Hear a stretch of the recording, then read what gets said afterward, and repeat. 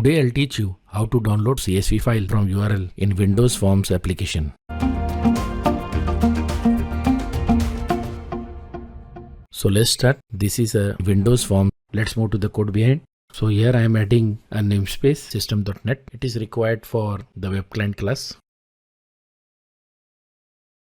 Now inside the form load event handler, here I am setting a property expect 100 continue to true. This particular property belongs to the service point manager class. When this particular property is set to true, data will only be sent when the initial headers such as authorization headers etc. are okay. So this actually saves bandwidth, because what happens, sometimes there is rejection from the server, and in that case again we have to send the complete header as well as the data back to the server. The second property is security protocol, and it also belongs to the service point manager class. This particular property specifies the security protocol we are using. So as per your server requirement, you can set the security protocol.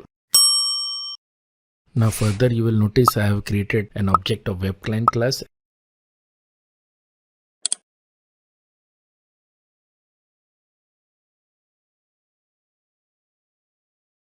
And I am making use of the download file method of the web client class.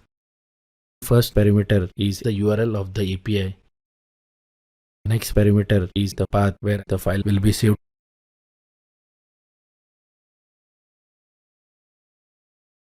So with this we complete our programming part, and now it's time to run our project and see it in action. As you can see, the file is being downloaded from URL. So today we learned how to download CSV file from URL in Windows Forms application. So if you like this video, don't forget to like, share and subscribe, and please also click on the bell icon so that you receive notifications. Goodbye.